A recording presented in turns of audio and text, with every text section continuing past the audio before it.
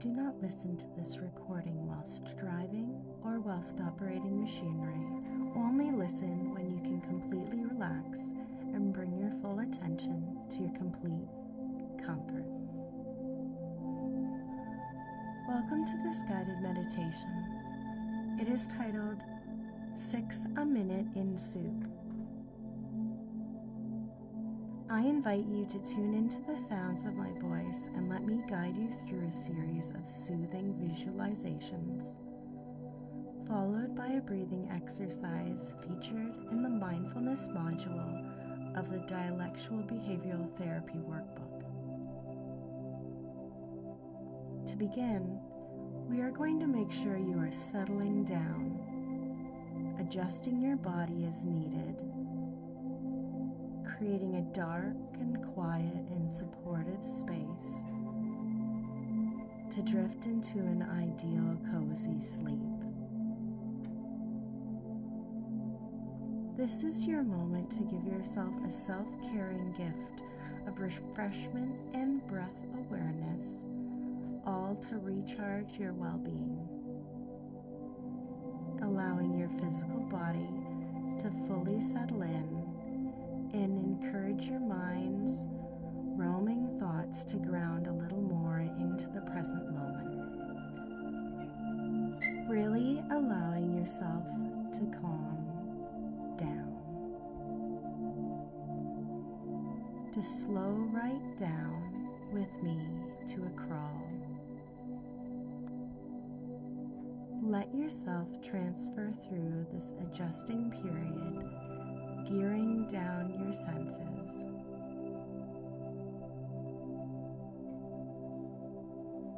Give yourself this moment to disarm from the day.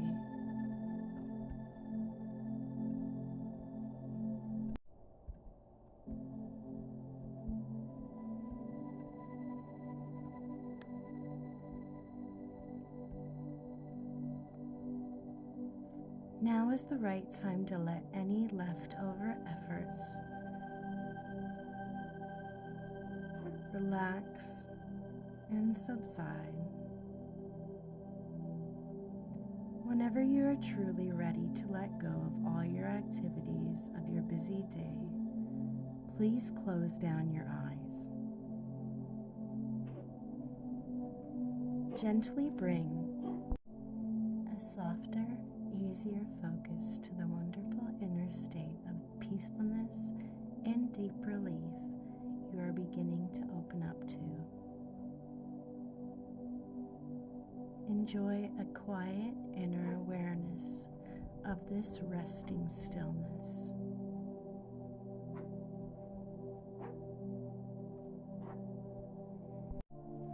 Or maybe a current subtle awareness of the flow of the mind's own passing thoughts. There is no need to pay attention to any one passing thought. No need to pull or push away this idea or that idea. Surrender to letting go of attachment and aversion. No need to hold on and no need to resist. You are allowed to make it remarkably simple to relax your attention, to allow yourself now to deeply succumb to your inner stillness. You can feel safe, you can feel loved, and you are cared for. You are the most equipped person to know just how best to take care of yourself.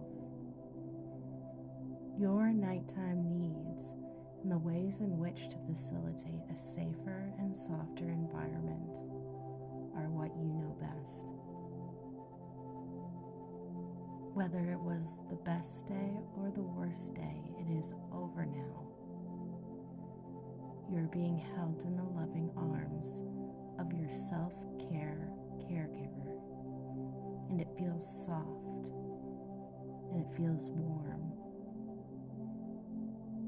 If you find it difficult to hold yourself, let the soup tenant from tonight's meditation hold you till you can hold yourself.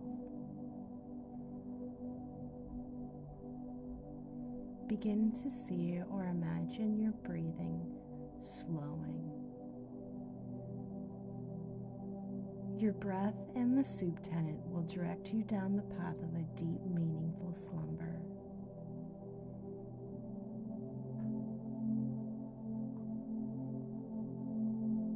Research shows that slowing your breath down has all sorts of health benefits. The ideal number of breaths per minute should be 6. 6 full inhalations and exhalation cycles every minute signals to your mind and body it is time to relax. You are secure, safe, and willing.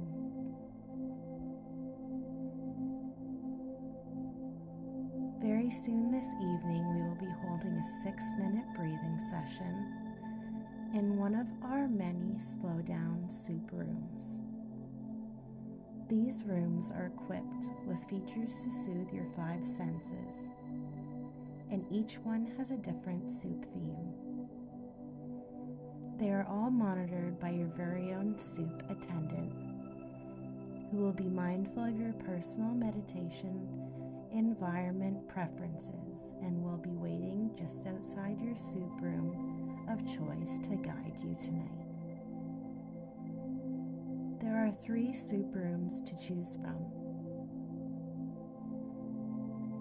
The first is at the beginning of the hall. It is the pea soup room. The pea soup room is very dimly lit with a warm yellow glow at a level 0.5 out of 10 for brightness. The walls are moving murals of fog rolling in off various mountainscapes and forest floor valleys. There is a small lounge chair covered with a mossy green velvet in case you'd like to get out and lay beside your soup bowl if you become too warm. The soup bowl is square and above ground, made of thick yellow porcelain.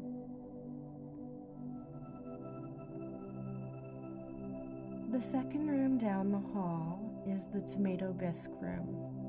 This room smells of rich garden tomatoes and butter. That smell hits you right at the entrance of the room. You can feel the heated, smooth floor under your bare feet.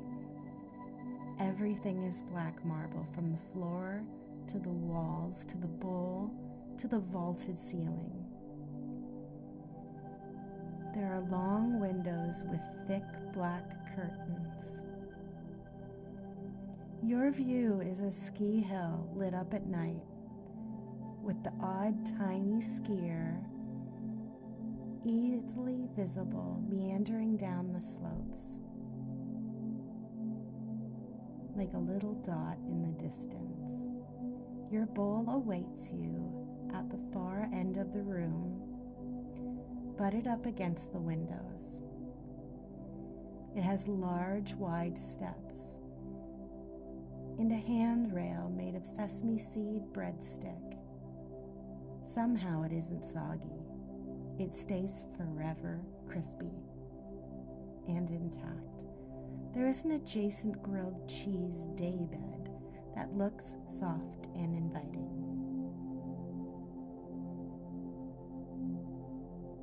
You can snuggle up in this grilled cheese daybed if you find you'd like to rest your body after you've had a nice soak in the tomato bisque. Your last room is a wonton soup room. This room is at the end of the winding hallway, much farther away from the others. It has a heavy gold door and is busy with Chinese decor. The room smells of sesame oil and plum sauce. The room is surprisingly tiny with a large pool-sized soup bowl. By the door is a golden frog-shaped shelf stacked with white, fluffy towels, twice the size of a normal towel.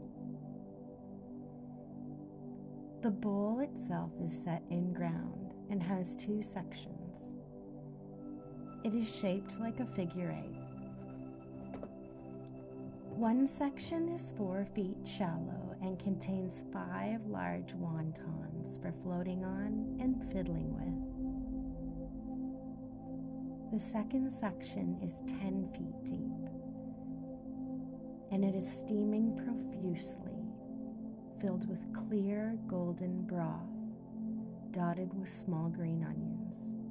This room has a playful energy and makes up with the murals of Chinese folklore, and above head are areas of hanging, long, dangling red tassels that are hung so low they brush up against your nose. Now that you've had a tour of our room section for tonight, please choose one that is to your liking. Your personal soup attendant will escort you inside and ask for a generous tip. But don't worry, he asks for your last few worries from your day for a tip. Those last sticky thoughts, and you gladly shake loose and hand them over. Now settle into your soup room, whichever you've chosen. The fog room with the thick and chunky pea soup, the black marble room with the buttery tomato bisque and grilled cheese, or the golden room with the light and steamy wonton pool. We will now promptly begin our breathing slow down exercise.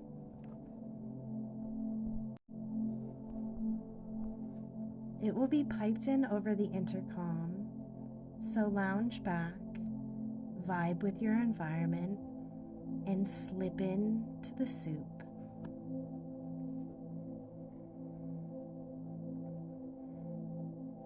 Place one hand on your stomach.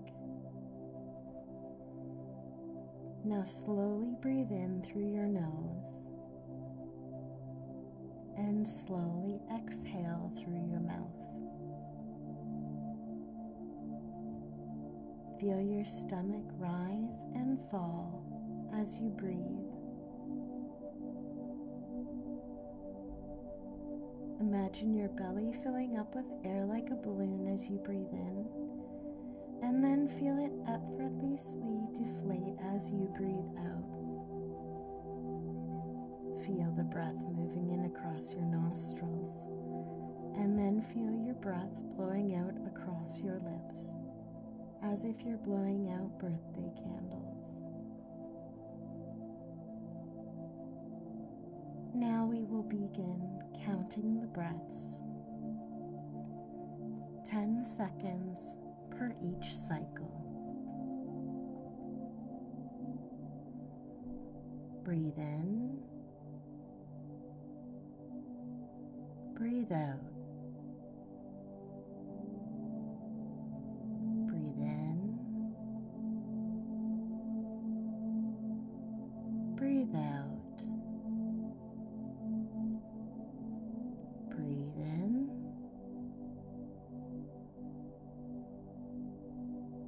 breathe out. Breathe in, breathe out.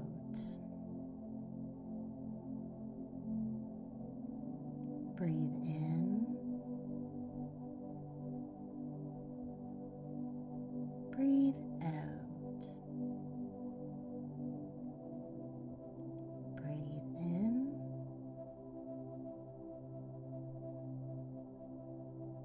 breathe out.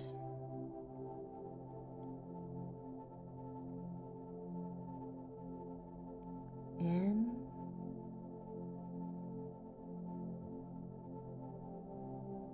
out.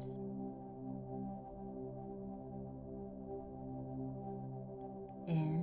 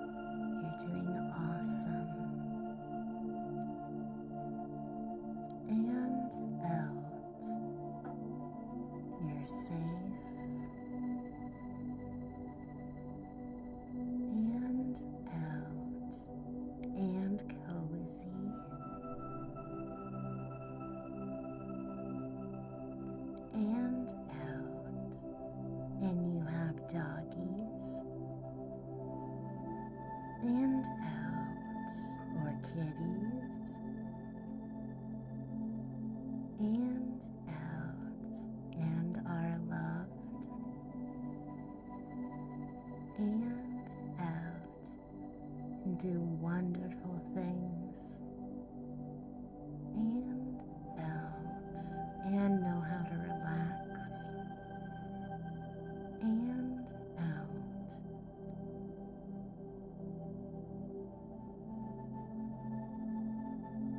And out. In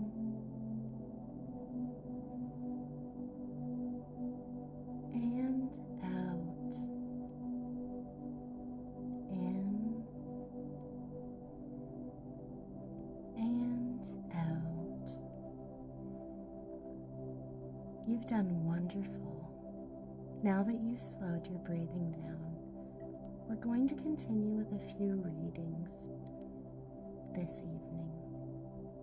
First, some readings from Eckhart Tolle, Oneness with All Life, inspirational sections from A New Earth.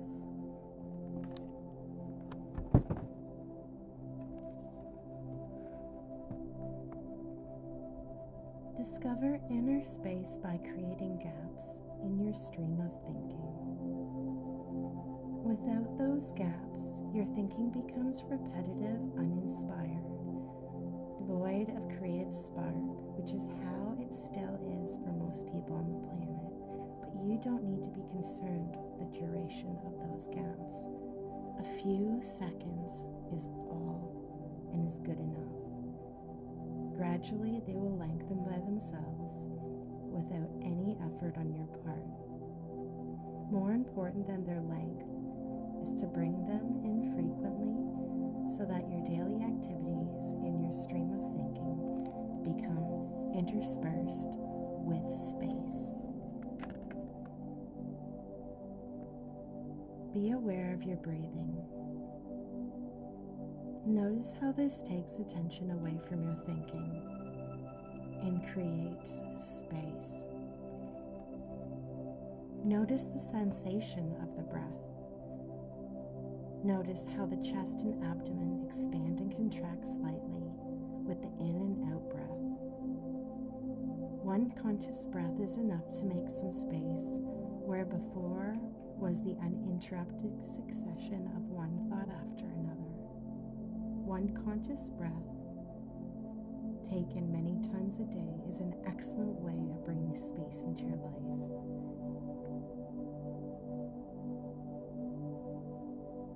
Breathing isn't really something that you do, but something that you witness as it happens. Breathing happens by itself. The intelligence within the body is doing it. All you have to do is watch it happening.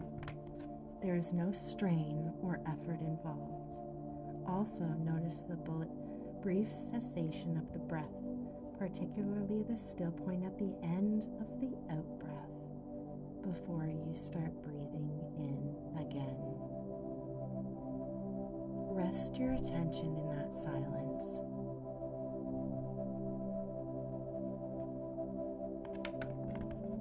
The greatest impediment to the discovery of inner space, the greatest impediment to finding the experiencer, the formless I am, is to become so enthralled by the experience that you lose yourself in it.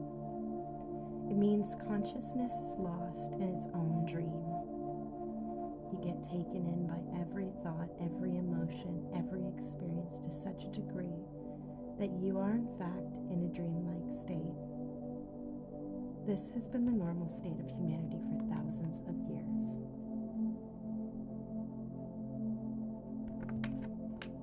When you hear inner space, you may start seeking it. And because you are seeking it as if you were looking for an object or for an experience, you cannot find it. This is the dilemma of all those who are seeking spiritual realization or enlightenment.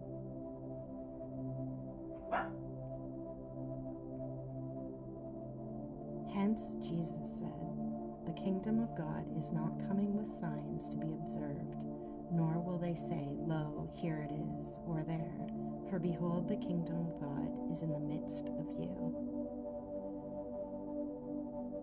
Just like that Buddhist teaching that says you can't learn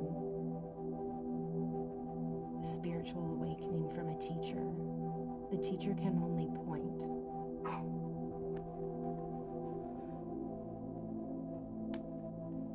It's already inside you. You just need to rest and be quiet and hear that sense and know that's it. This reading is from The Power of Now, Eckhart Tolle. Glimpses of love and joy or belief moments of deep peace are possible whenever a gap occurs in the stream of thought.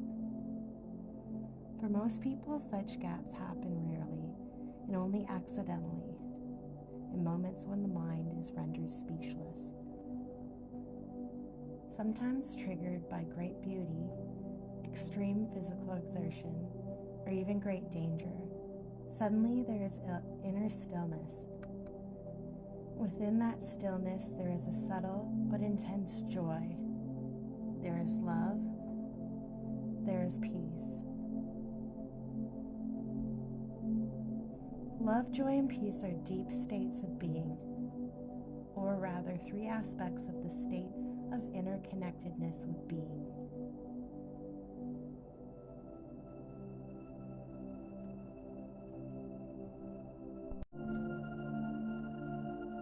Space consciousness means that in addition to being conscious of things, which always come down to sense perception, thoughts, emotions, there's an undercurrent of awareness.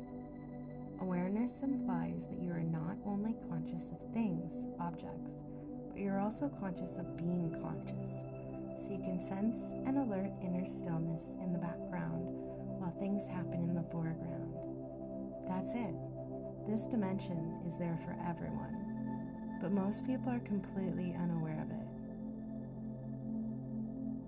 You can point to it by asking yourself, can you feel your own presence? Space consciousness represents not only freedom from ego, but also from dependency on the things of this world, from materialism. It is the spiritual dimension which alone can give transcendence and new meaning to this world.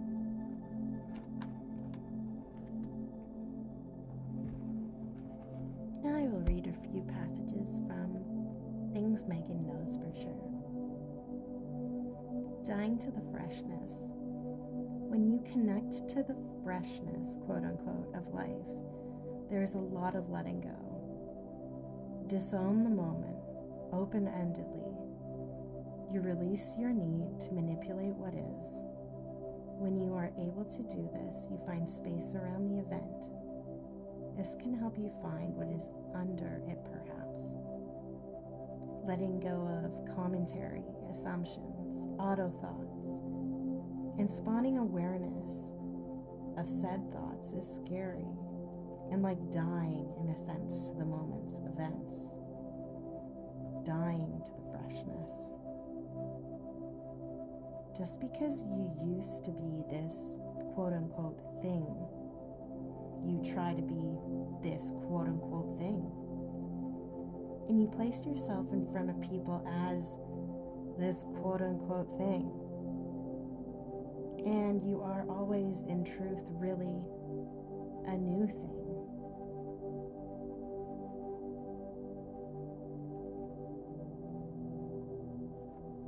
Let go, let it be in and be with it.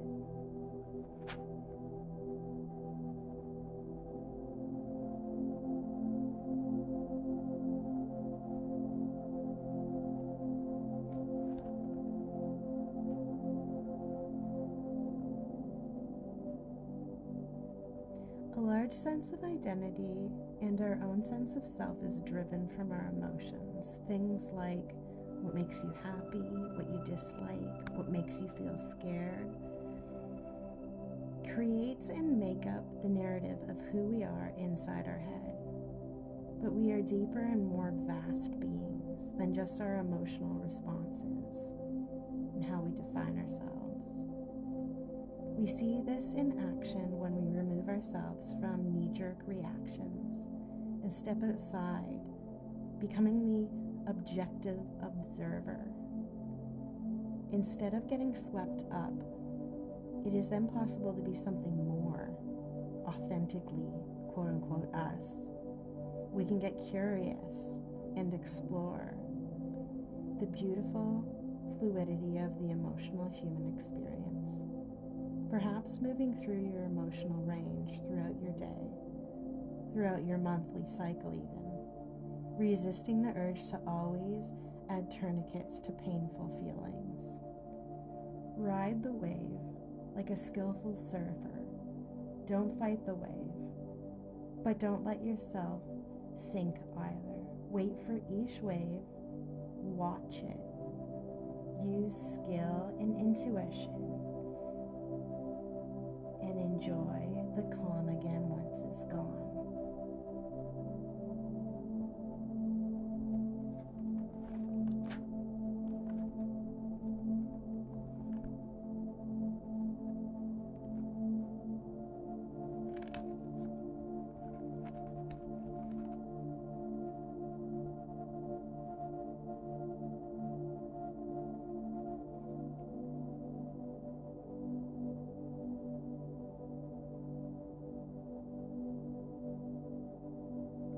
Dying to the freshness puts you in the driver's seat.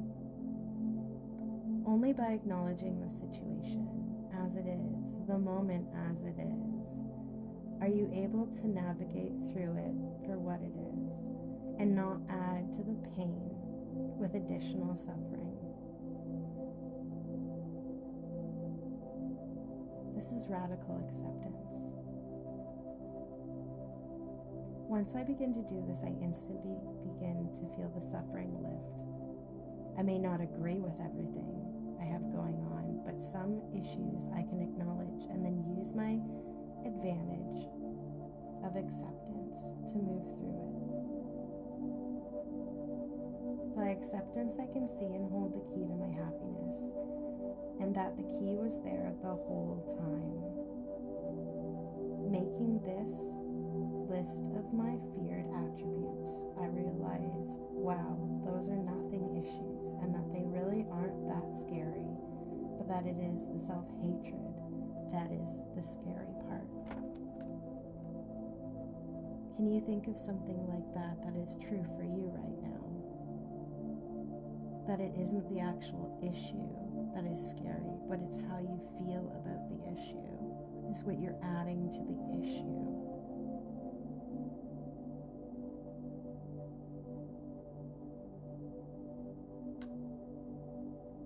So stop the constant degradation of a ruminating negative self-dialogue. It is the dialogue that is hell, is the suffering, not the few flaws you're so worried about, or the small issue, or the big issue.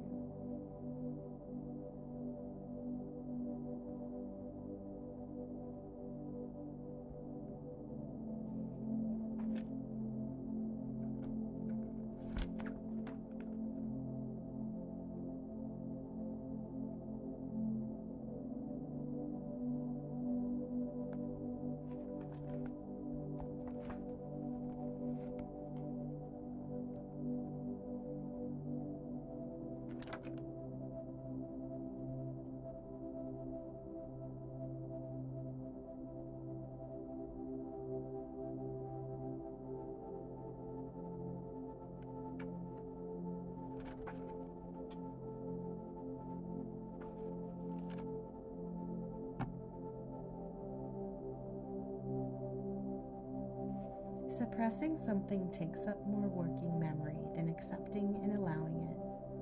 Suppressing has a paradoxical effect.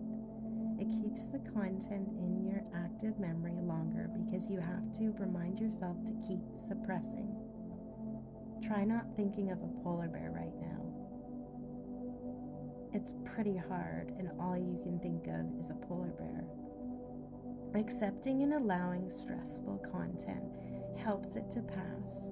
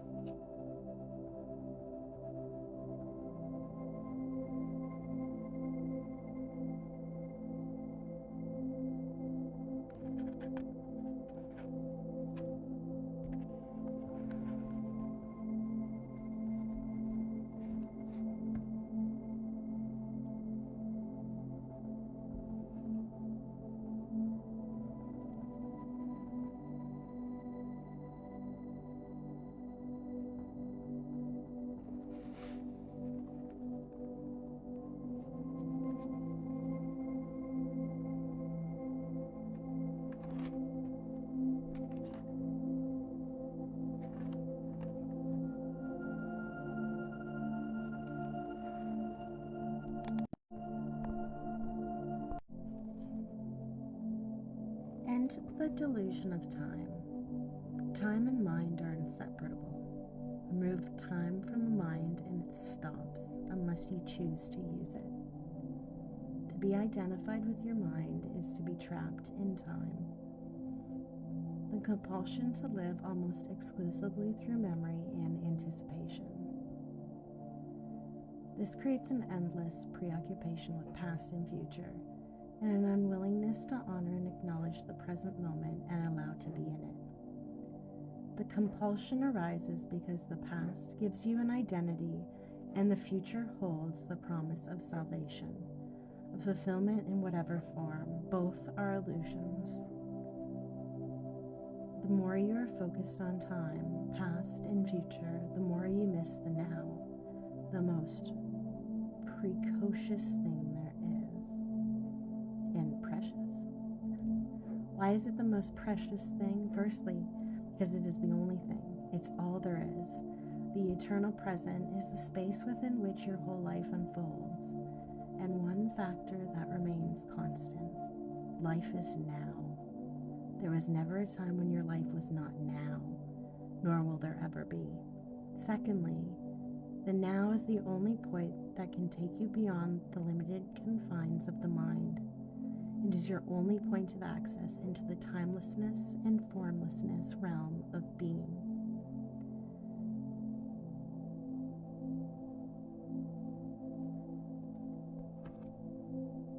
And that will conclude our meditation for this evening. Get out of your soup bowl or slowly wake yourself up off your grilled cheese. Or, if this was a nighttime bedtime meditation, I wish you sweet dreams. Snuggle in further. Sink deeper into the soup. Grab those wontons and haul them over to the deep end of the pool, where the broth is clear and you can see through the water down deep. Drink some of the tomato bisque. Take in its buttery flavor. Maybe pop a sesame seed off that railing. Enjoy watching the fog roll off the mountains as you grab a pea that floats by.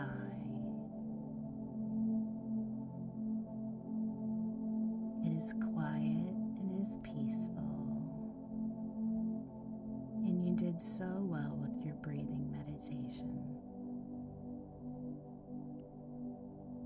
Your soup attendant has fallen asleep outside your front door. He took your last worry of the day and he threw it into space to never be found again. I will leave you with this music for a few moments longer. Goodbye.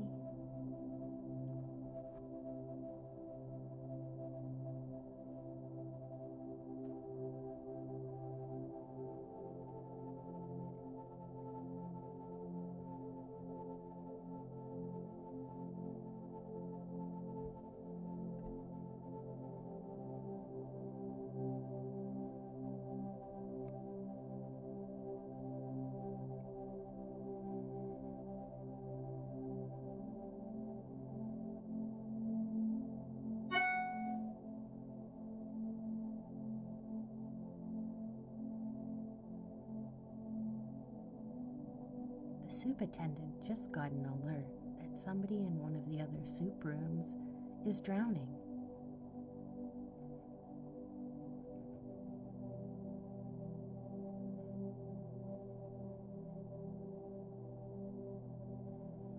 All attendants to soup room number 4.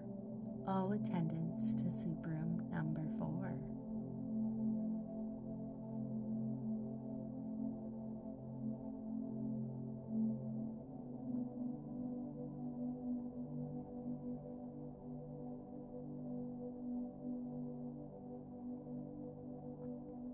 to distract you from that alert, just know we are taking care of it. We have all the best staff on hand, and ambulances had been called,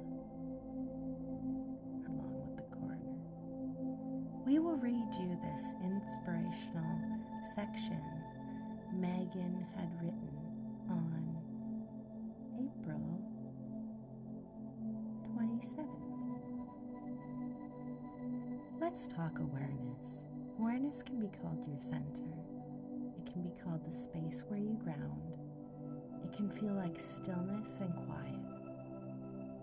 It is the act of listening and watching without thought. You are not your emotions and you are not your thoughts. You can observe both of those happening, so who's doing the observing? For this article's purpose, we are going to assume your awareness is the one ultimately pulling the strings. The one observing is the one that calls the shots, if and when how you react.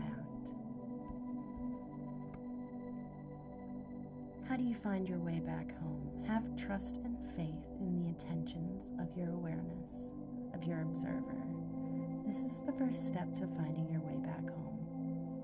Both trust and faith are big leaps and are not easy in the slightest, but well worth the effort to explore and practice. How do I find my true intention? Tap into your awareness, feel it, and get deep in it. You may not know it that well. It is time to discover it. Center yourself in the silence. It may feel uncomfortable and different.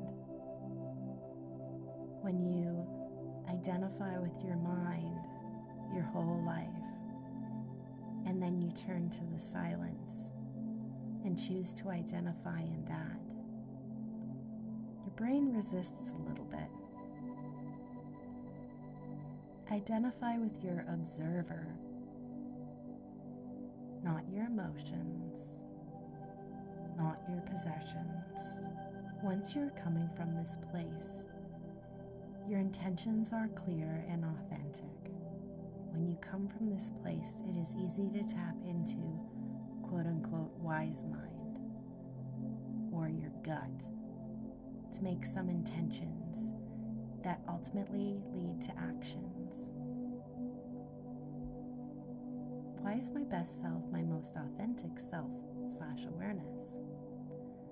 When you tap into your awareness, try asking yourself, what is my intentions for myself in my life?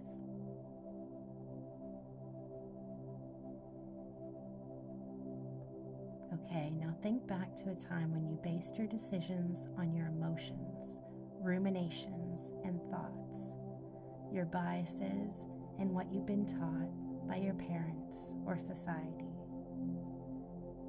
What did those decisions and intentions look like? How are they different? Were they even considered intentions, or were they more like knee-jerk reactions, like a program? Did you make your decisions based on thoughts that are ego-driven? Did you feel lost? So which source should you trust? The answer should be clear: your awareness. You once asked yourself, am I really a good person? And your answer was a clear yes after you asked yourself some deep questions. You concluded, because your intentions were to improve, to keep practicing DBT, to love and live in acceptance, you are in fact a very good person. You work hard at your self-esteem and your spiritual growth. Why? Because it feels right. You enjoy it. And where are these intentions coming from? Awareness. Further wacky ponderings that are probably not useful. Now you might find yourself asking, who is the observer? Who is observing the observer? Who or what is aware of the awareness? Now this gets to be pretty abstract. You can be aware you're coming from a place of awareness, but is this just thoughts creeping in which are not really beyond the observer, but more a byproduct from awareness? If you are in fact standing at the point of observing the observer, how deep can this rabbit hole go? Perhaps as deep as the infinite universe. Everything that is micro is usually just some form or replica of macro. Like a never-ending circle. Maybe it is like the idea you can't define God in words, you can only point. After all, people say God is in us. The universe is in us. Is it just like a mirror faced into another mirror? Is your mind broken yet? Alert! More tenants to soup room number 4, please.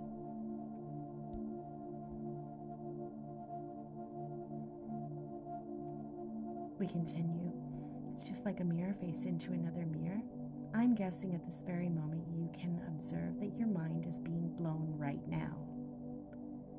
But can you feel yourself observing that you can observe that your mind is being blown? Okay, so this all gets pretty wild. It's probably starting to feel overwhelming. So I ask you, can you be okay with just being human and knowing you probably never will be able to comprehend the ultimate core of your existence? Well, you better try. Be okay with it. These concepts might be fun to play around with, but know they are just that, fun, and to not over-obsess to the point of madness.